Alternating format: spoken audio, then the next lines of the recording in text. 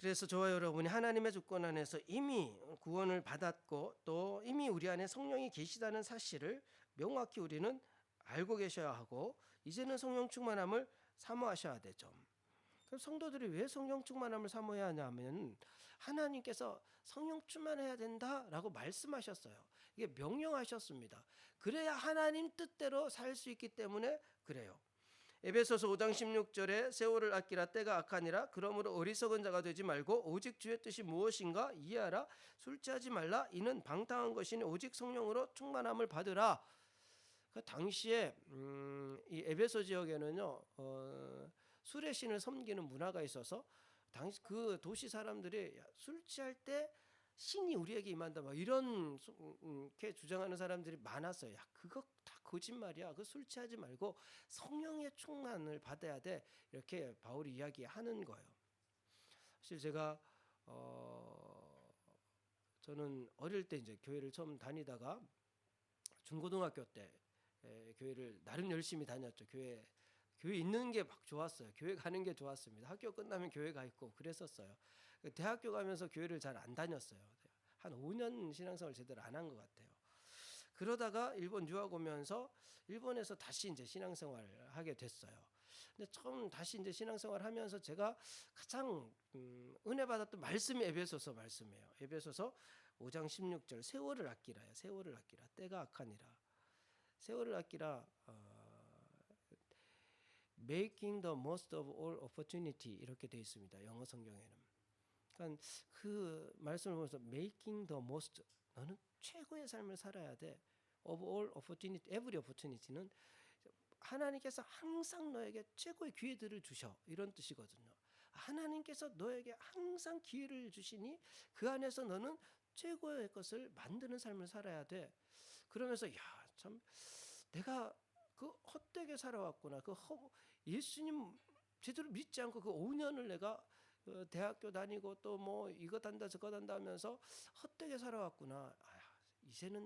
이제는 making the most 해야지 하면서 이제 성경을 막 읽기 시작을 했어요. 저와 여러분도요 정말 세월을 아껴라. 그 최고의 것을 만들어가는 삶. 하나님께서 항상 우리에게 그런 기회를 주시기 때문에 그런 삶을 사시기 바랍니다.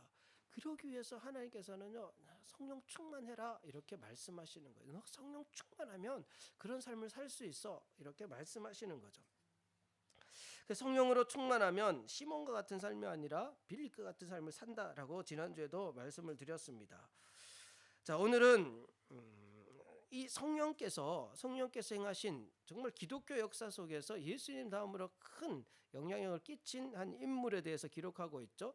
사울의 회심 사건입니다. 사울의 회심 사건. 자, 이 사건을 통하여서 두 가지를 함께 나누고자 합니다. 자, 첫째, 오늘 본문을 통하여서 저와 여러분이 좀 깊이 묵상해야 할 것은 하나님의 택하심이에요. 하나님의 택하심. 오늘 본문에 하나님께서 한 인물을 택하시는데 사울이라는 인물을 택하세요. 자, 사울이 어떤 인물이냐면 지금 30 전후예요. 30 전후. 우리 청년들 한 30 전후 되는 청년들이 몇 명 있는데 이 사울 같은 인생을 이제부터 살아야 돼요. 이 본문을 읽고 나서는 사울 같은 삶을 사셔야 됩니다. 앞으로 지켜보세요. 우리 청년들이 사울 같은 삶을 사나 못 사나. 30 전후인데 지금까지요 유대 사회에서 아주 인정받는 젊은 지도자가 됐어요. 그래서 이 스데반을 이제 유대인들은 처형한 거죠. 순교할 때 그 현장에 있었고 또 그것을 계기로 해서 막 기독교를 유대 사회의 가장 큰 적이라고 여겼던 그 예수님을 믿는 사람들을 어떻게든지 잔멸하려고 사울이요 눈에 불을 켜고 다녀요. 누구보다 앞장서서 우리 유대 사회를 지켜야 돼. 하나님의 백성을 지켜내야 돼. 우리 적은 예수님을 따르는 사람들이야. 막 집집마다 다니면서 그 사람들을 감옥에 가두기도 하고 막. 그래 이 예루살렘에서 그렇게 했는데 그 성에 안 차서요. 이제는 막 다메섹까지 가요. 9장 1절에 사울이 주의 제자들의 대하여 여전히 위협과 살기가 등등하여 대제사장에게 가서 다메섹 여러 회당에 가져갈 공문을 청하니 이는 만일 그 도를 따르는 사람을 만나면 남녀를 막론하고 결박하여 예루살렘으로 잡아오려 함이라. 막 위협과 살기가 등등해요. 이 등등하다라는 말은 엠프네온이라는 단어인데요. 이 숨을 쉬다라는 뜻인데 감정과 정서를 나타낼 때 막 그 맹수가 먹잇감을 향하여서 달려들 때 막 숨을 헐떡이면서 달려드는 것 같이 그런 의미를 가지고 있어요. 그러니까 막 지금 이 사울이 막 숨소리에서 막 혈기가 막 느껴져요. 내가 정말 다메섹 가서 그 예수 따르는 놈이, 그 놈이라고 했겠죠. 놈이 남자든 여자든 한 사람으로 발견되면 막 이렇게 가만히 숨을 내가 가만두나 봐라. 내가 다 잡아다가 예루살렘까지 끌고 와서 내가 감옥에 다 쳐넣어가지고 우리 유대 사회를 무너뜨려 이 나쁜 놈들 내가 다 잔멸할 거야. 아마 이것보다 더 심하게. 그러고 지금 다메섹으로 가고 있는 거예요. 예루살렘에서 다메섹까지 240km예요. 240km. 여기서 저기 뭐 나고야 좀 못 가는 그 하마마트 정도는 되겠죠. 거기까지 막 그렇게 사람들을 이끌고 막 가는 거예요.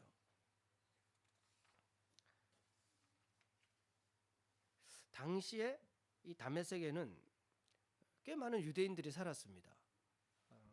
지도를 보여주시면 저기 예루살렘이 밑에 있고요. 빨간 선이 있는데 오른쪽에 다메섹이라는 저 지역은 아주 오래된 고대 도시예요. 고대 도시고 예전부터 발달했던 그런 도시인데 아수르에 의해서 한번 멸망을 합니다. 그리고 로마가 다스리고 있던 그런 지역이고요. 그 흩어져 있던 유대인들이 많이 저기에서 살았어요. 요세푸스에 의하면 1세기 때 네로 황제 박해 때 10,000명 정도가 저기에서 죽습니다. 유대인들이 신앙을 지키다가. 그러니까요. 굉장히 많은 사람들이 저기에 유대인들이 살고 있었죠. 그러니까 사실은 유대 지역도 아닌데 유대에서 다스리는 지역도 아닌데 사울은 저기까지 막 달려가서 예수님 믿는 사람들을 잡아오려고 지금 가고 있는 거죠. 3절에 사울이 길을 가다가 다메섹에 가까이 이르더니 거의 다 왔을 때 여기까지가 크로노스의 시간입니다. 크로노스의 시간. 우리 성경을 보시면 항상 안다라는 뜻이 우리가 하나님을 안다라는 것은 세 가지를 알아야 된다라고 지난번에 말씀드렸어요. 하나님을 아는 것은 그 크로노스의 시간을 알아야 하는 것과 카이로스의 시간을 알아야 하는 것과 내가 어떤 존재인지를 알아야 하는 겁니다. 오늘 본문 속에서도 사울은 크로노스의 시간 속에서 하나님의 섭리 카이로스를 통해서 자기가 어떤 존재인지를 깨닫게 되면서 인생이 180도 바뀌어져요. 그러니까 여기까지는 흐름, 당시에 세상의 시간의 흐름이에요. 흐름.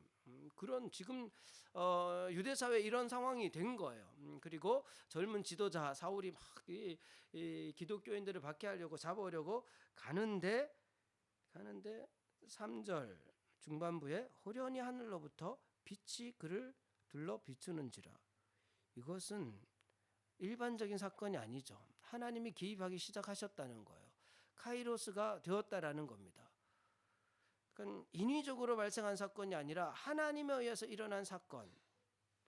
하나님께서 성령을 통하여서 뭔가 사울의 인생 가운데 개입을 하시고 또 뭔가 하나님의 뜻을 이루시기 위해서 역사하고 계신 거예요. 그래서 여기에서 이제 사울이 예수님을 만나게 되죠. 사장 땅에 엎드려져 들으며 소리가 있어 이르시되 사울아 사울아 내가 어찌하여 나를 박해하느냐. 예수님께서 사울을 만나십니다.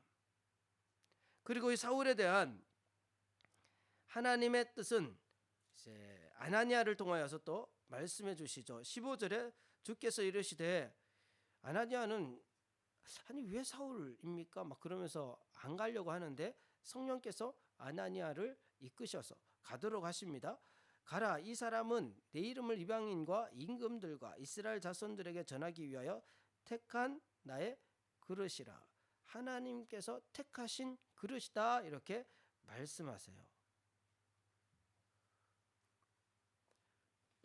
하나님께서 사울을 택하셨대요. 저와 여러분은 누가 우리를 택했습니까? 누가 우리 성도분들을 택하셨죠? 누가 택했죠? 하나님이 택했죠. 하나님이 사울을 택하신 것처럼 저와 여러분을 택하신 거예요. 아니 어떻게 사울을, 왜 하필이면 사울을? 지금 아나니아도 그렇게 생각했고요. 모두가 그렇게 생각하고, 사실은 많은 사람들이 사울이 회심한 이후에도 예루살렘 성도들은 그 받아들이지 않았어요. 다메섹 사람들도 제대로 받아들이지 않았습니다. 그래서 22절 사울은 힘을 더 얻어 예수를 그리스도라 증언하여 다메섹 사는 유대인들을 당혹하게 아니라 사람들이 막 당황해요. 아니 이게 말이 돼? 막 이렇게 여기는 거예요. 아니 어떻게 사울을, 하나님께서 왜 사울을 택하셨을까? 그렇게 기독교인들을 박해하고 감옥에 가두기도 하고 지금도 막 살기 등등해서 기독교인들을 잡아서 감옥에 놓으려고 하는 그 사울을 왜 하필이면 사울을, 그만한 인물이 없어서 사울을 택했을까? 근데 하나님 택하셨어요. 하나님이 택하신 거예요. 사울은 다소 출신입니다. 다소 다이소가 아니고 다소입니다. 다소가 어디냐면요, 저 지도를 보시면 안디옥에서 조금 위쪽이에요. 조금 왼쪽 위쪽, 여기가 다소입니다. 근데 BC 기원전 1세기쯤에 이 다소는요 헬라 철학의 본고장이라고 일컬어지던 도시예요. 헬라 철학이 아주 발달한 지역입니다. 그리고 또 이제 헬라 철학뿐만 아니라 로마 세계관, 뭐 BC 1세기부터 그다음에 1세기 한동안 로마가 다스리던 지역이기 때문에 로마의 세계관을 가지고 있었고요. 굉장히 포용적인 세계관이죠. 그리고 이제 동방의 신비주의, 그러니까 유대교뿐만 아니라 동방 문화가, 동양 문화도 많이 유입이 돼 있어서 그런 신비주의 가치관, 이런 가치관들이 혼합되어져 있었던 도시가 다소예요. 그러니까 사울은 거기에서 태어나서 자연스럽게 그런 문화 속에서 자랍니다. 헬라 철학과 그리고 로마의 가치관과 그리고 동양의 여러 사상들을 가지고 살아요. 그러다가 10대 후반이 되어서 이제 가말리엘 문화에 들어가서 히브리 문화를 정식으로 아주 엄격하게 배우기 시작하죠. 그러니까 히브리 문화를 배우고 나서 이 히브리인들에 대한 정체성, 하나님의 선택받은 민족, 그런데 그 히브리 민족을 해하려고 하는 적대 세력이 막 생겨난 거예요. 그 예수님이라는 존재, 예수님을 따르는, 그래서 저들을 잔멸시켜야 돼, 막 이렇게 해서 살기 등등해서 지금 박해를 했던 거거든요. 그리고 아주 드물게 로마 시민권도 가지고 있었습니다.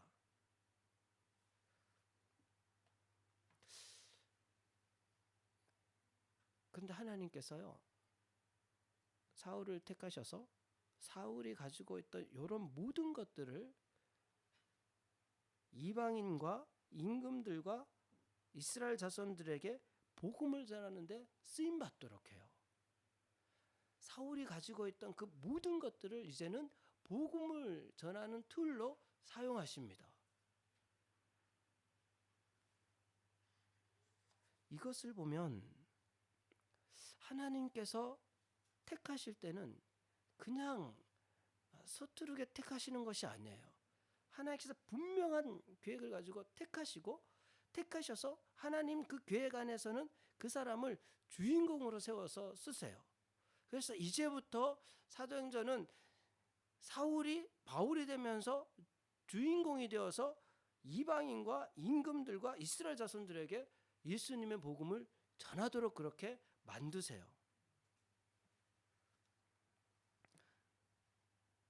저와 여러분도 마찬가지예요. 하나님께서 사울을 택하여서 엑스트라처럼 살지 않고 주인공으로 살도록 만드신단 말이죠. 그러니까 우리를 택하실 때도 마찬가지입니다. 우리를 택하실 때도요, 우리가 그냥 엑스트라로 살도록 하나님 택하시지 않아요. 우리를 주인공으로 살기를 하나님께서는 원하신다는 거예요. 역사의 주인은 하나님이신데요. 역사의 주인은 하나님이신데 우리 개개인의 삶 속에서의 주인공은 나라는 존재예요. 나를 통해서 하나님께서 계획하신 일들을 이루어 가세요. 고린도후서 4장 7절에 우리가 이 보배를 질그릇에 가졌으니 이는 심히 큰 능력은 하나님께 있고 우리에게 있지 아니함을 알게 하려 함이라. 자, 이 보배가 예수님이거든요. 예수 그리스도를 질그릇에, 우리는 질그릇 같은 존재이지만 우리 안에는 뭐가 있냐면 예수 그리스도가 계세요. 우리 안에 우리 안에는 보배가 담겨 있는 질그릇이에요. 그럼 우리의 가치는 그릇으로 판단받는 것이 아니라 우리 안에 담겨 있는 보배로 판단을 받는 거예요. 그러니까 우리를 통하여서 하나님께서 우리 삶의 영역에서 이루시기를 원하시는 그 계획들을 다 이뤄 가세요.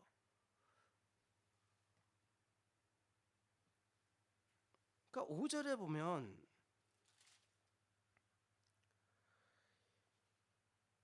예수님께 사울아 사울아 내가 어찌하여 나를 박해하느냐 하시거늘 대답하되 주여 누구시나이까 이르시되 나는 내가 박해하는 예수라. 예수님 그렇게 말씀해요. 나는 내가 박해하는 예수라. 사울은 예수님 박해한 적이 없잖아요. 누구를 박해했습니까? 성도들을 박해했죠. 근데 예수님은 야 그거 나를 박해한 거야 이렇게 말씀하시거든요. 이 말은 야 나를 믿는 그 성도들을 이 곧 나야. 성도들을 어렵게 내가 어려운 거야. 나를 무시해, 그 성도들을 무시해 나를 무시하는 거야. 예수님께서는요 성도 그 한 사람과 예수님은 하나다라고 그렇게 말씀을 하시는 거예요. 마찬가지예요. 내가 아프면 누가 아픕니까? 예수님 아프세요. 내가 외면당하면 예수님 외면당하세요. 내가 핍박을 당하면 예수님 핍박당하세요. 우리는 질그릇 같은 존재일지 모르지만 우리 안에는 뭐가 있어요? 보배가 있어요. 예수 그리스도가 있습니다. 그리고 우리를 통하여서 그 보배 대신 예수 그리스도가 우리 주변에 있는 사람들에게 전해지게 하시면서 그들도 보배를 소유한 사람들이 되도록 만들어 가시면서 그 영역 안에서, 우리 삶의 영역 안에서 중심은 누구예요? 나를 통해서 그 일들을 이루어 가세요. 그래서 사울을 택하셔서 그 당시에 1세기에 그 많은 이방인과 임금들과 이스라엘 자손들에게 예수님의 복음을 전하도록 하시면서 그 역사를 이끌어 가셨던 것처럼 하나님께서 나를 택하셔서 우리 가족과 내 주변에 있는 사람들과 내 주변에 내 영향력 안에 있는 사람들 속에서 하나님의 선한 일들을 이루어 가셔요. 그래서 그 영역 안에서 우리는 주인공으로서 살아가도록 이끄신다는 거예요. 그래서 예수님 믿는 성도들은요 엑스트라처럼 사시면 안 돼요. 우리 옆에 계신 분에게 우리 주인공처럼 삽시다 이야기 좀 해주세요. 우리는 주인공처럼. 그러니까 어떤 집사님이 혹시 예수님이 주인공이지 왜 우리가 주인공? 주인과 주인공은 다른 겁니다. 주인은 하나님이세요. 예수님이 주인이세요. 우리는 주인공이에요. 주인공은 주인의 뜻에 따라서 살아가는 거예요. 역할을 감당하는 거예요. 우리에게 주어진 스토리가 있습니다. 우리에게 주어진 세월이 있어요. 하나님께서 가지고 계신, 하나님께서 권영만이라는 사람에게 그 인생 가운데 계획하신 스토리가 있습니다. 우리 한 분 한 분 인생 가운데 하나님이 가지고 계신 스토리가 있어요. 그리고 그 스토리를 이끌어 가시면서 주인공으로 우리를 세우신 거예요. 그래서 나를 통해서 하나님의 계획들이 성취되어 가도록 해 가신다는 거예요. 그 우리는 주인공이지 주인은 아니라는 것도 잊어서는 안 되죠. 역사의 주인은 하나님이신데 주인공은 내 삶의 영역, 내 개인사, 내가 내 삶의 영역이 미치는 곳곳 이 범위 안에서는 하나님 나를 주인공으로 부르신 거예요. 왜냐하면 우린 그냥 나라는 존재가 아니라 질그릇처럼 보일지 모르지만 우리 안에는 보배가 있기 때문에 그렇습니다. 그래서 로마서 8장 28절에 우리가 알거니와 하나님을 사랑하는 자 곧 그의 뜻대로 부르심을 입은 자들에게는 모든 것이 합력하여 선을 이루느니라. 이 말씀이 우리가 알거니와 하나님을 사랑하는 자 곧 그의 뜻대로 부르심을 입은 자들, 이게 택하신 자들이란 뜻이에요. 사울을 택하신 것처럼 사울은 내가 하나님께서 택한 나의 그릇이다 이렇게 말씀하시잖아요. 나 또한 저와 여러분도 그릇이 하나님께서 택한 그릇이에요. 그 하나님께서 그의 뜻대로 부르심을 입은 그 택한 자들은, 나라는 존재, 우리 성도분들은 모든 것이 합력하여 선을 이룬, 이 모든 것은 사울이 가지고 있는 모든 것, 그가 헬라 문화 그리고 로마 가치관, 그 다음에 동양의 사상들과 또 가마리엘 문화에서 배웠던 모든 것들과 그 모든 것들을 나중에 어디에 쓰십니까? 복음을 전하는 툴로 다 사용하시잖아요. 그러니까 거기에는요, 실패와 모든 것들이 다 포함돼요.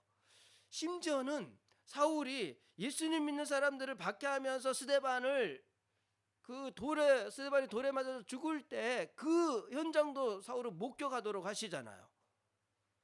근데 그것도 나중에 사울이 복음을 전할 때 그 기억을 하나님께 사용하십니다. 참 하나 버리지 않고 하나님께서 다 사용하세요. 그게 모든 것이라는 의미예요. 모든 것. 그 택하신 자들에게는 그 살아온 실패까지, 고통까지, 그 다음에 모든 것들, 이것들을 합력하여서 선은 이제 하나님의 뜻을 이루신다는 거예요. 하나님의 뜻. 그래서 이 사실을 믿으시기 바라요. 저 우리 성도분들이 지금 살아오면서 좀 좋은 믿음일 때도 있었지만 믿음이 약할 때도 있었고, 때로는 뭐 실패의 경험도 있었지만 잘 될 때도 있었고, 그런 모든 것들을 하나님께서는 이제는 합력하여서 앞으로 하나님의 뜻을 이루실 때 그것을 다 사용하실 거예요. 왜냐하면 우리 삶의 영역에서 우리가 주인공이기 때문에 그래요. 하나님께서 그렇게 우리를 이끌어 가십니다.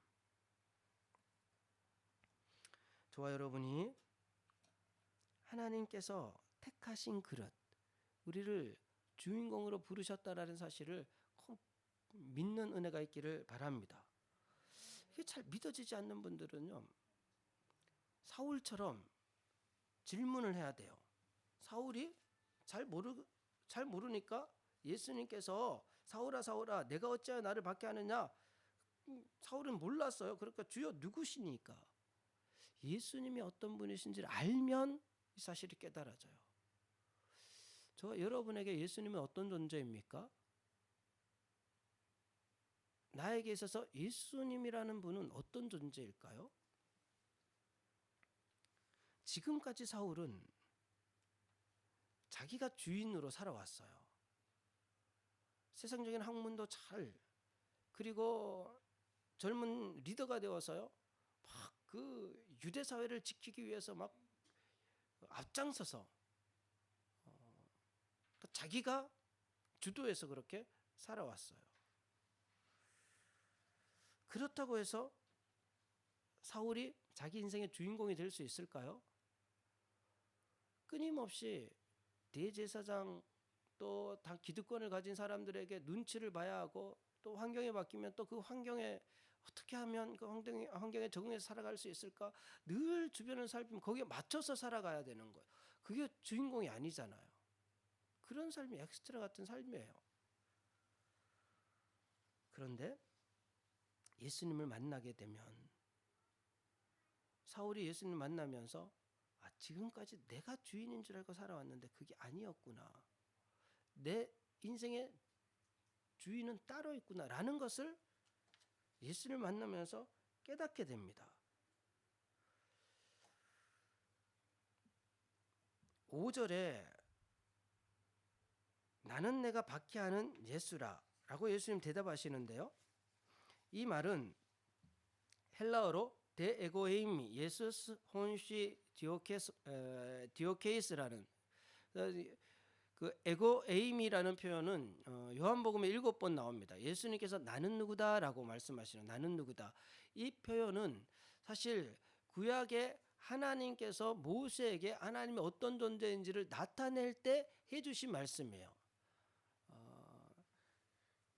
에흐에 아쉐르 에흐에라고, 나는 스스로 있는 자다라는, 그러니까 에고에임이라고 예수님 이렇게 말씀하실 때, 이 예수님은 하나님이시다, 하나님 스스로 존재하시는 만물을 지으신 바로 그분이시다, 이런 의미의 문구예요.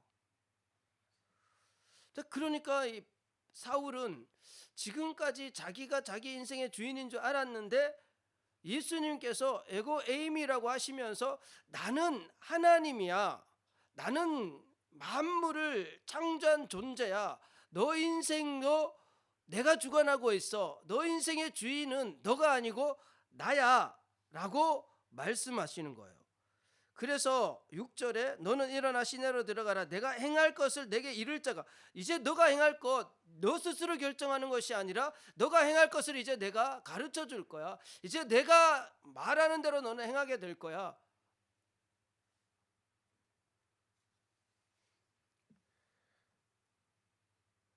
우리가 예수님을 믿는다고 하지만 여전히 자신이 주인이라고 여기며 살아가는 경우들이 있습니다.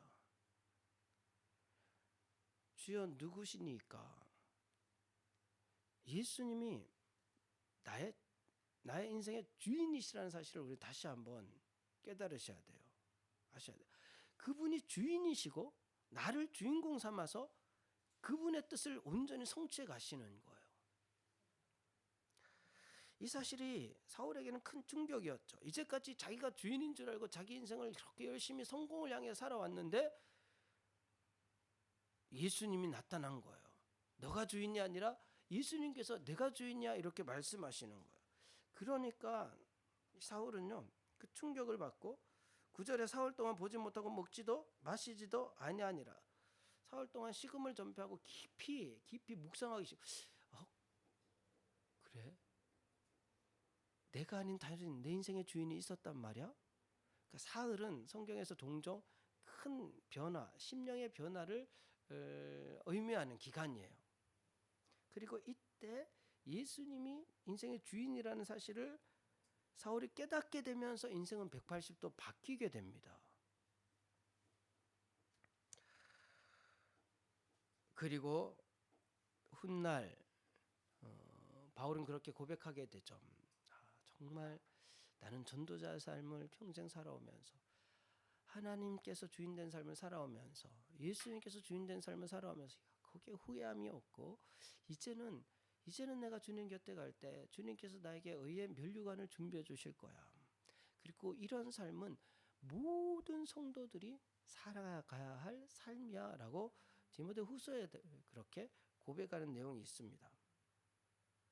사울이 예수님을 만나지 않았다면 어떻게 되었을까요? 사울이 예수님을 만나지 않았다면 아마 당시 유대 사회에서 꽤 인정받는 성공한 삶을 살았을지 모르겠습니다.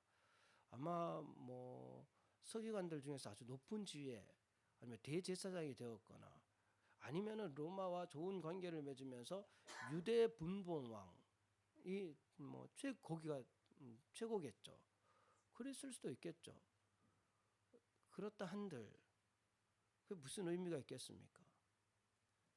시편 2편 1절에 어찌하여 이방 나라들이 분노하며 민족들이 헛된 일을 꾸미는가? 세상의 군왕들이 나서며 관원들이 서로 꾀하여 여호와와 그의 기름 부음 받은 자를 대적하며. 그러니까 세상 군왕들이요 이방 나라들과 민족들이 헛된 일을 꾸며요. 세상의 군왕들이 나서며 관원들이 서로 꾀하여서 결국 하나님을 묻는 사람들은 자기들끼리 막 그 군왕들이 세상의 지도자들이 지금도 그렇잖아요. 어떤 나라의 대통령이 또 어떤 나라의 힘 있는 사람들이 막 이것을 세상의 경제를 어떻게 한다 이런 걸 막 꾀하면서 해요. 그러다가 어떻게 됩니까? 죽고 끝나요. 죽고 끝납니다. 근데 사울은 예수님을 만나서 바울이 되면서 어떻게 됩니까? 기독교 역사를 바꾸고 세계 역사를 바꾸고 지금도 수많은 사람들은 바울의 삶을 통하여서 참된 믿음이 어떤지 그의 글을 통하여서 참된 믿음이 무엇인지를 알아가고 있잖아요. 지금도 이 시대도요 여전히 하나님께서는 주인공 삼았던 그 바울의 삶을 통하여서 오늘날 성도들에게 많은 것을 도전하면서 또 사람들을 변화시키면서 그 일을 지금도 이뤄가고 계세요. 지금도 이 시대에도 영향력을 끼치고 있는 거예요. 저와 여러분이 스스로에 대해서 나는 질그릇이야, 나는 아무런 영향력이 없어, 그렇게 여기시는 분이 계실지도 모르지만 그렇지 않습니다. 하나님께서 사울을 택하신 것처럼 저와 여러분도 택하셨죠. 사울은 사울 나름대로 하나님 계획 안에서 쓰임 받은 거고, 우리는 또 우리 나름대로 하나님의 계획 안에 쓰임 받는 존재들이에요. 하나님이 사울을 택하시면서 기뻐하셨을까요? 나를 택하시면서 어느 쪽이 더 기뻐하셨을까요? 하나님께서 사울을 너는 택한 나의 그릇이야 하시면서 기뻐하시는 그 기뻐하심과, 우리 웅이 형제를 너는 택한 나의 그릇이야 라고 하면서 기뻐하시는 그 기뻐하심, 어느 쪽이 더 기쁠까요? 똑같은 거예요. 똑같은 겁니다. 하나님께서 아브라함을 기뻐하시는 것처럼, 하나님께서 다윗을 기뻐하시는 것처럼, 하나님께서 바울을 기뻐하시는 것처럼 하나님께서 나를 택하시면서 그렇게 기뻐하세요. 하나님께서 사울을 바울로 바꾸셔서 막 큰 일을 이루시면서 이루신 일을 더 기뻐하실까요? 나를 만나시고 나를 변화시키시고 나를 통해서 선을 이루시는 그 일들을 어느 쪽을 더 기뻐하실까요? 똑같이 기뻐하신다는 거예요. 똑같이 하나님께서는 똑같이 기뻐하세요. 차별이 없으세요. 사람들은 바울에 비해서 나는 뭐 형편없는 것처럼 그것은 어디까지나 사람들의 생각이에요. 사람들의 생각. 우리는 하나님의 관점을 가져야 돼요. 하나님은 어떻게 보시냐면, 같이 보세요. 같이. 하나님은 그렇게 나를 기뻐하시는 거예요. 그렇게 나를 택하시고 그렇게 나를 주인공 삼으셔서 그렇게 선한 뜻을 이루어 가신다는 거예요. 그러니까 앞으로 하나님께서는 우리 각자에게 주어진 그 선한 계획들, 그것을 하나님 반드시 이루십니다.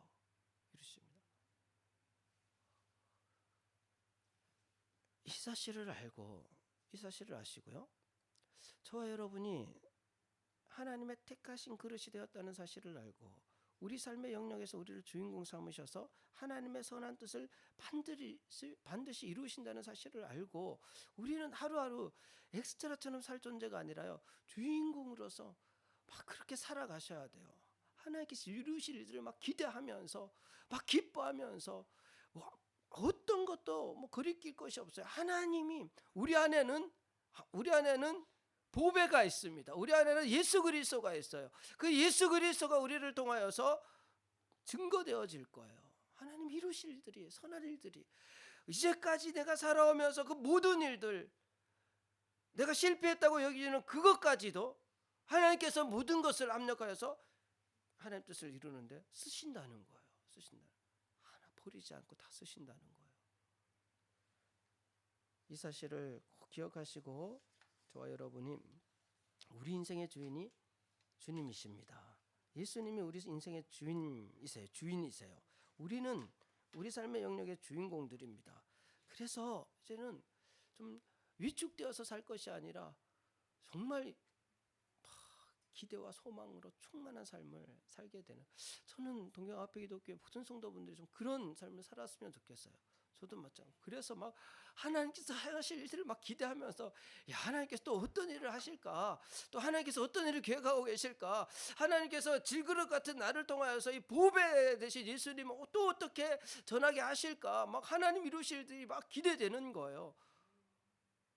그래서 막 만날 때마다, 지난주에 하나님 무슨 일을 하셔서 막 하나님 내 삶 속에 이렇게 하셨는데, 막 이런 은혜들이 나눠지고,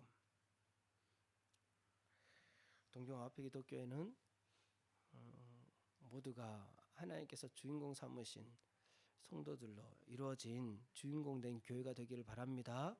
하나님 아버지 감사합니다. 오늘도 사도행전 말씀을 함께 나누게 하심에 감사드립니다. 하나님께서 주권적으로 사울을 택하신 것처럼 우리를 택하신 줄 믿습니다. 사울을 통하여서 역사하신 것처럼 우리 삶을 통하여서 역사하고 계시는 줄로 믿습니다. 하나님을 사랑하는 자, 그 뜻대로 부르심을 입은 자들에게는 모든 것이 합력하여 선을 이룬다고 하신 하나님 그 약속의 말씀대로 우리를 통하여서 하나님의 선한 뜻이 다 이루어질 줄로 믿습니다. 주님, 그 이루실 일들을 기대하며 살아가는 동역 앞에 기독교회 되게 하여 주시옵소서. 감사드리며 모든 것을 예수님의 이름으로 기도드립니다. 아멘. 우리 옆에 계신 분들에게 주인공이십니다 라고 한번 이야기해 주세요. 주인공. 절대 엑스트라처럼 사시면 안 돼요. 절대 엑스트라처럼 주인공으로 사셔야죠. 우리 다 같이 자리에서 일어서 주시기 바랍니다. 우리 좀 불편하신 분은 앉아 계셔도 괜찮습니다. 우리 충만